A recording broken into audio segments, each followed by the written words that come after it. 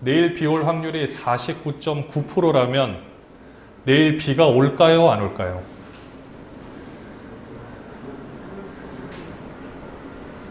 퍼센테이지가 애매하죠. 60%라면 올까요? 안 올까요? 그러면 40%는 뭐죠? 안 올 수도 있다는 얘기겠죠. 여러분이 길을 가다가 교통사고를 당할 확률이 몇 프로나 된다고 생각하십니까? 우리 삶을 잘 보면 다 확률로 따질 수는 있습니다. 여러분들이 길을 가다가 갑자기 간판이 떨어질 확률이 얼마나 될까요? 갑자기 번개가 쳐서 여러분을 칠 확률은 얼마나 될까요? 여러분들이 자동차를 타고 가다가 사고 날 확률은 얼마나 될까요? 확률로 따진다면 다 답은 있는데 중요한 것은 우리 주위는요, 이런 확률로 우리는 둘러싸여 있다는 것입니다. 저도 어제 아내와 함께 사전 투표를 하러 갔다가 이제 집으로 돌아오는 길이었는데요. 저희 그 정문, 아파트 정문 입구 정문 앞에 사거리가 있는데 같이 이렇게 대기를 하고 저희는 이제 막내를 같이 데리고 왔었거든요. 데리고 가서 신호를 대기하고 있었어요. 근데 파란불이 딱 켜졌는데 저는 이제 항상 막내를 데려가다 보니까 항상 이렇게 전후좌우를 살피는 이제 버릇이 있습니다. 언제 어떻게 나갈지 모르니까.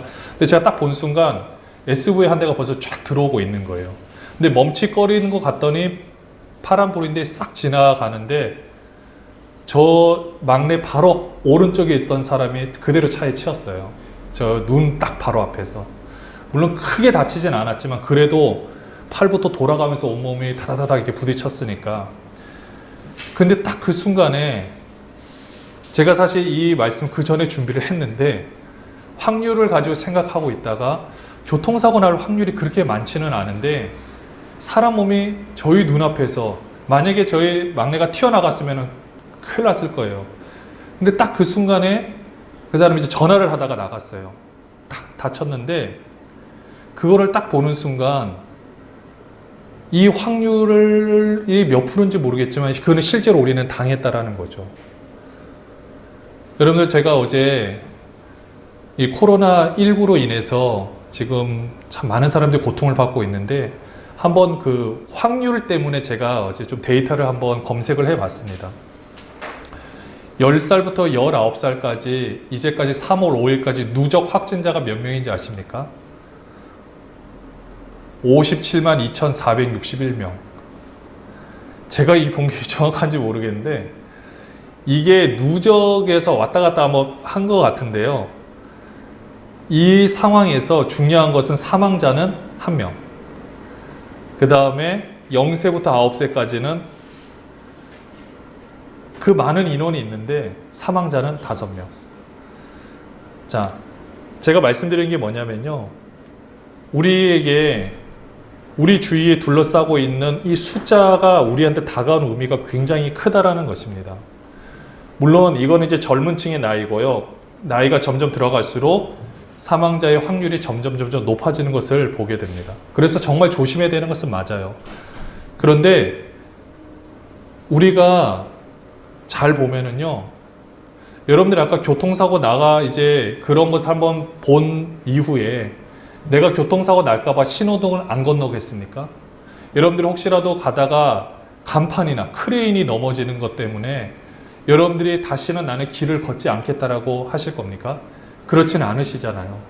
우리 주변에 우리의 삶을 위협하는 확률이 있다 할지라도 중요한 것은 우리는 우리의 할 일을 분명히 한다라는 것입니다. 사실 우리 뉴스 가운데 매번 메시지로 우리에게 다가오는 것은 전체 확진자 수예요. 물론 정말로 위험하고 조심해야 되는 것은 맞습니다. 그런데 이 확진자 수는 우리가 다 주목을 하는데 사실 그 안에 감추어져 있는 사망자 수는 우리가 그렇게 또 자세히 보려고 하지 않고요.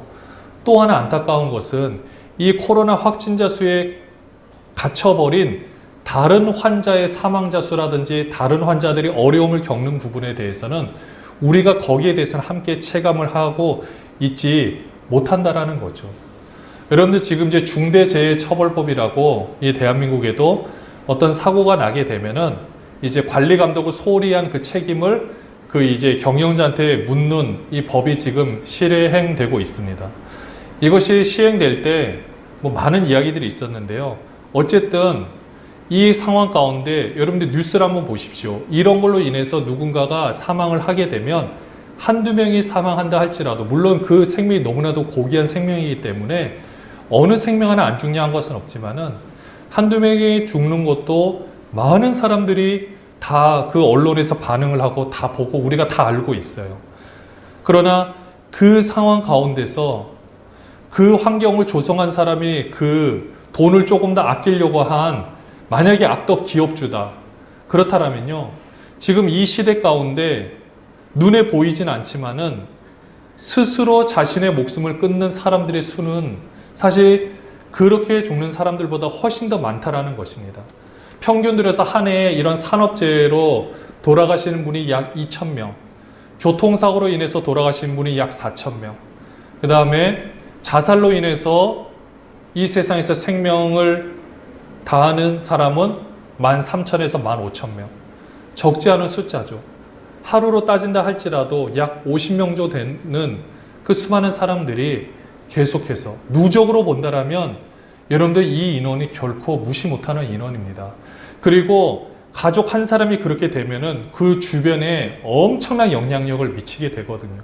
같은 가족뿐만 아니라 옆에 있는 친척들까지도 이렇게 되면 잠재적으로 서로 피해를 가지고 있는 사람들의 숫자 또한 적지 않다라는 거죠.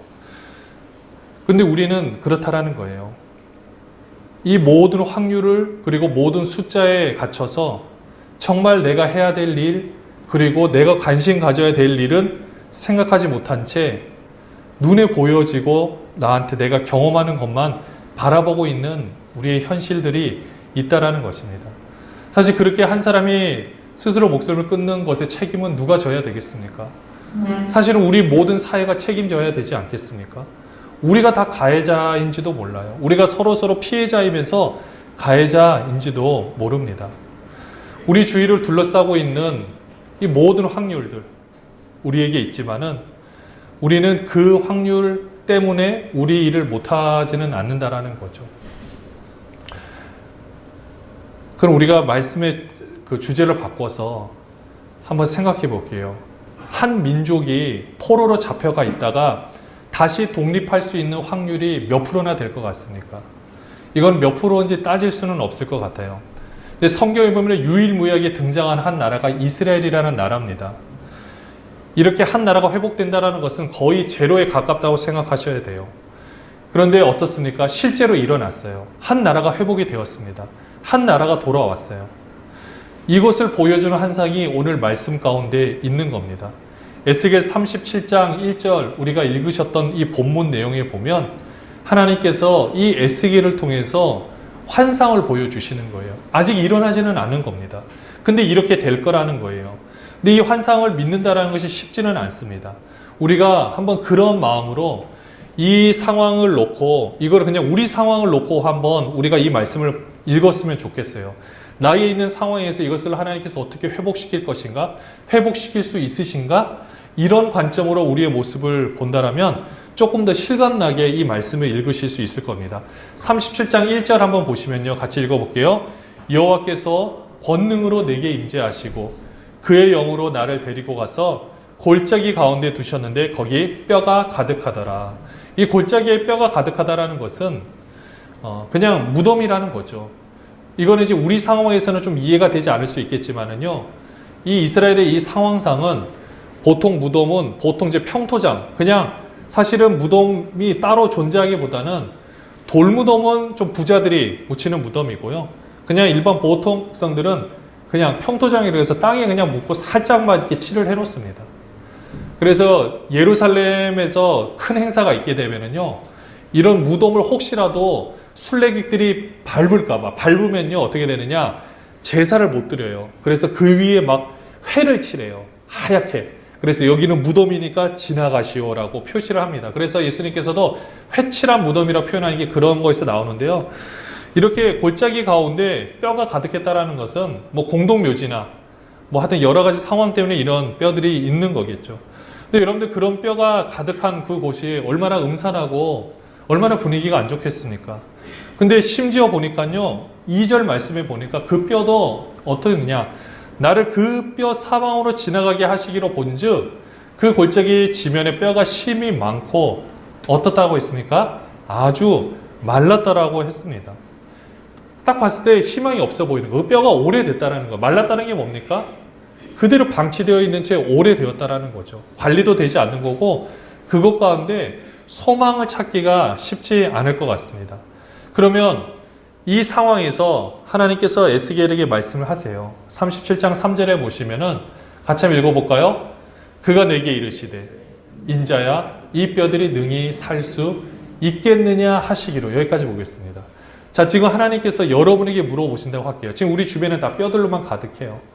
그냥 모든 환경에 도저히 소망이 없어 보입니다.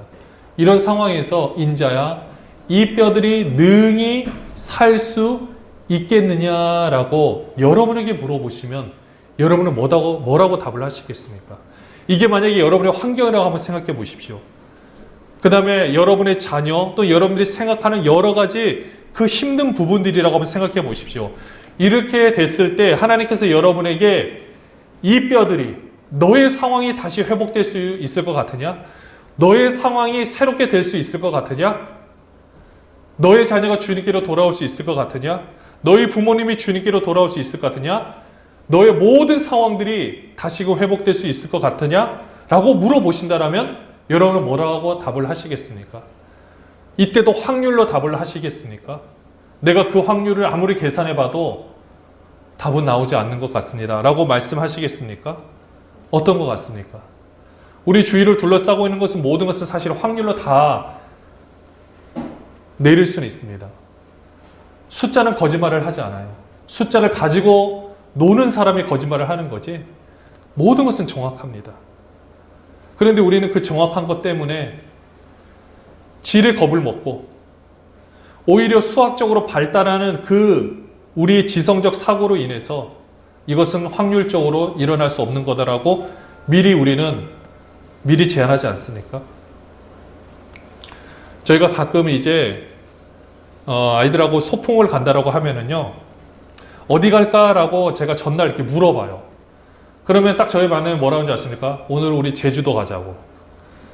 그 다음에 다음 주에 물어보면 오늘 우리 여수 가자고. 그러면은 자, 여러분들은 딱 지금 말해도 어떠세요? 웃으세요. 그게 말이 되냐? 그렇죠. 근데 막내 입장에서는 말이 되는 거예요. 그리고 반대로 우리가 여수 가자, 제주도 가자 그랬어요. 근데 막내가 지금 현실적으로 좀 봐봐요. 갈 수 있겠어요? 자, 이렇게 말하면은 여러분 어떠실 것 같습니까? 말이 안 되는 것 같죠? 좀 웃긴 거죠. 똑같은 거예요. 확률로 보면은 다 말이 되지 않아요. 다 답을 우리의 경험으로 보면 우리 인생 경험들이 있으니까 이것을 다 결론 내리기가 어렵습니다. 어쩌면 이 에스겔도 그래서 된다고 물어봤을 때 뭐라고 답합니까? 끝에 주 여호와여 주께서 하시나이다. 이게 무슨 고백일까요? 대답할 수 있지만 대답하기가 어려운 거죠. 주께서 하시나이다. 솔직히 자신감이 없는 거죠. 자기가 봐도 안 될 것 같은 거예요. 이거는 소망이 없어 보인다라는 거죠. 그러니까 그 대답을 회피하고 있는 겁니다. 지금 우리의 상황들을 놓고 한번 생각해 보십시오. 우리가 지금 코로나19로 인해서 정말 위기인 건 맞습니다. 우리들의 가정 경제도 너무 쉽지 않잖아요. 너무 어렵잖아요. 우리 자영업자분들도 얼마나 힘이 듭니까? 이런 상황에서 지금 저도 어제 들은 얘기지만 한국교회에서 성도님 30%는 다시금 교회로 돌아오지 않을 것이다 라는 비관론적인 전망과 개척교회 만교회가 무너질 것이다 라는 이런 전망들이 쏟아져 나오고 있습니다. 이런 상황에서 우리가 살아남을 수 있는 확률은 몇 프로나 되겠습니까? 아니면 반대로 우리가 부흥할 수 있는 확률은 몇 프로나 되겠습니까? 퍼센테이지로 따질 수 있나요? 우리가 능히 살 수 있을 것 같습니까?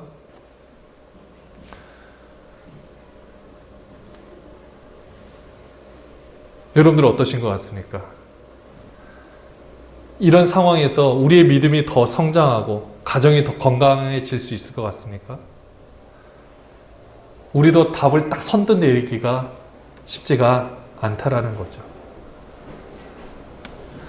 지금 우리들의 생각 가운데 사실은 다 열심히 너무 잘 살아가고 계시잖아요. 근데 여러분 마음 한켠에는 그냥 미안한 마음들이 다 있는 것은 알고 있습니다. 하지만 여러분들의 삶은 정말 최선을 다하고 있어요. 하루하루 살아간다라는 게 진짜 얼마나 치열하고 힘든지.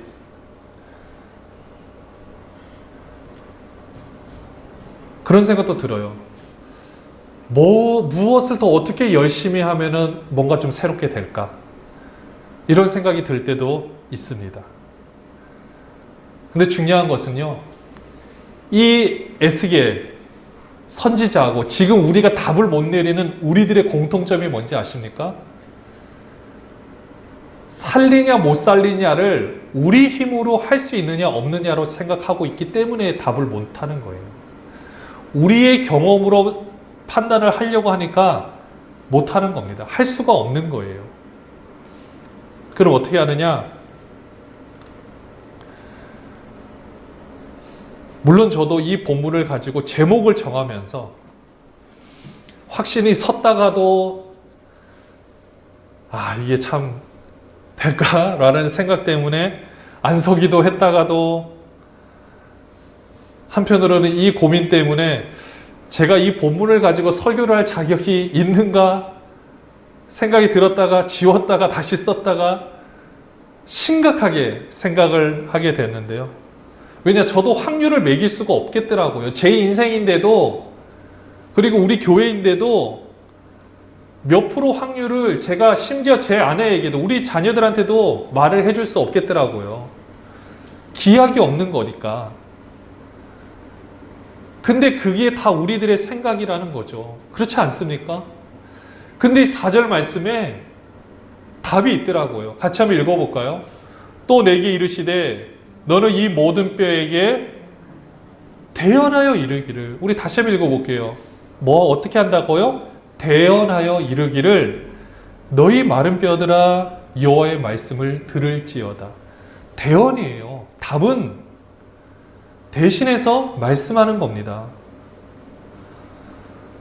능력이 있나 없나가, 에스겔 선지자가 능력이 있느냐 없느냐가 중요합니까?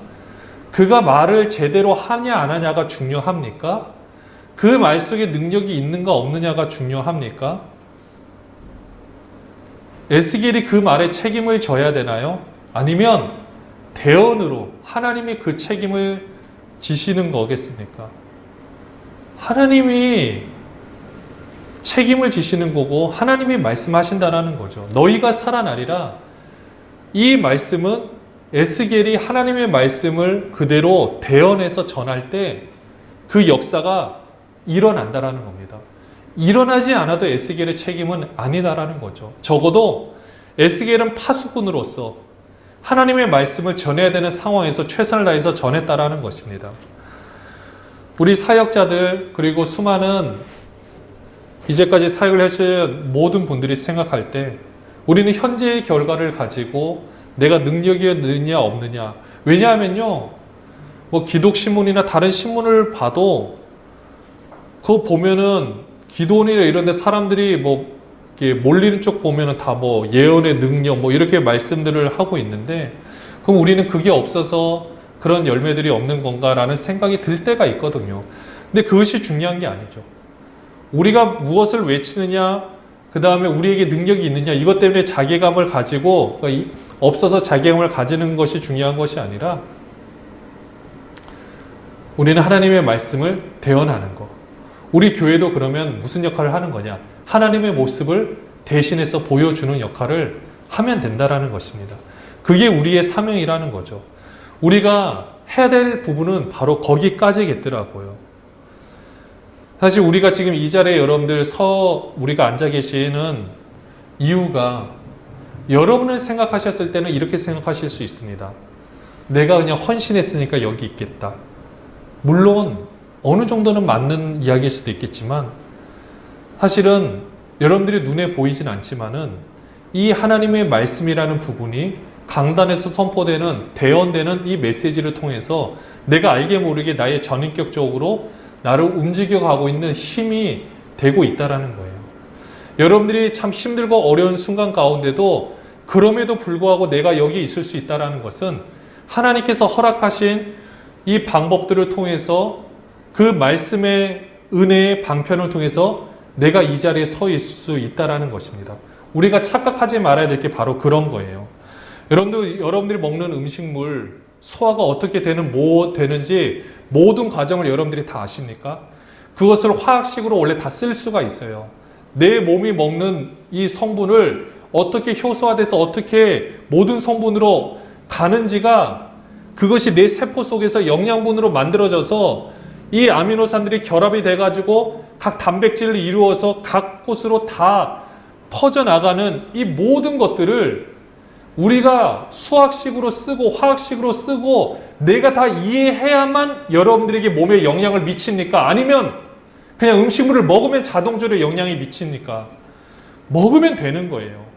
그것이 내 몸을 이루고 나를 만들어 간다라는 것입니다. 그 모든 과정을 내가 다 모른다 할지라도 내 몸에 지금 피가 하루에 10만 킬로 이 전체 혈관의 길이를 따라서 모든 것을 다 돌아서 움직이는데 그 원리를 내가 모르고 내가 심령하게 명령하지 않아도요, 몸은 알아서 모든 것들이 움직여지고 노폐물들이 걸러져서 다 밖으로 배출되어진다라는 거죠. 이것이 우리가 몸을 이루는 하나의 놀라운 이 메커니즘이고 하나의 놀라운 이 원리에 따라서 법에 따라서 움직여가고 있다는 것입니다. 마치 그것처럼 내가 지금 여기서 지금까지 존재할 수 있었던 것은 내가 지성적으로는 저 말씀을 깨달았기 때문에 내가 은혜를 받았다고 생각하니까 내 몸에 영향을 미치는 것이 아니라 내가 여기에 앉아 있으면서 하나님의 말씀이 대언되는 걸 통해서 그 말씀을 받아들였을 때 전인격적으로 하나님의 역사를 통해서 우리가 이 자리에 있을 수 있다는 것입니다. 내가 지금 이 자리에서 또는 내가 직장에서 내가 사업터에서 내 가정에서 내가 그렇게 판단하고 내가 그렇게 선택할 수 있는 게 이런 영양 성분이 소화가 돼서 우리에게 에너지로 작용이 되는 것처럼 하나님의 모든 말씀이 아름답게 영향을 미쳐서 지금 이 자리에 있을 수 있다는 거죠. 그렇기 때문에 우리는 우리의 생각으로 교만하면 안 된다는 거예요.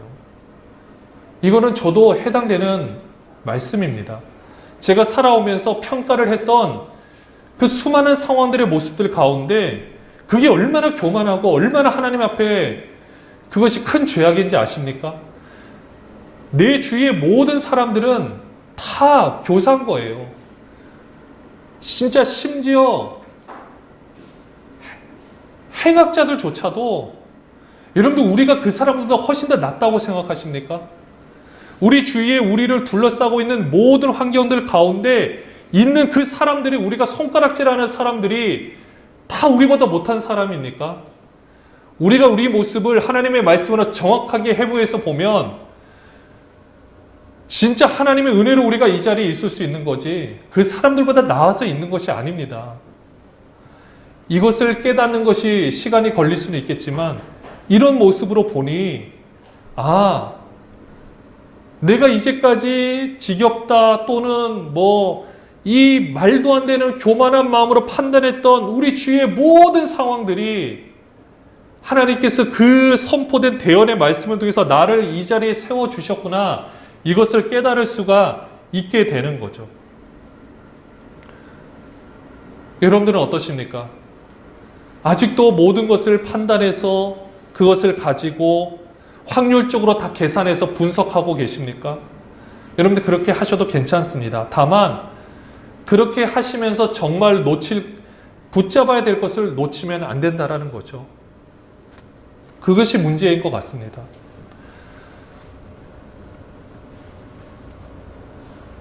우리는 하나님의 말씀을 대언하는 사람입니다. 저도 대언하는 사람이고 우리 각자도 하나님의 말씀을 보여주는 사람들이에요. 우리가 해야 될 일은 이 대언하는 일입니다. 그대로 전해주는 거예요. 내가 그래서 또 그렇게 은혜를 받은 것을 보여주는 것입니다.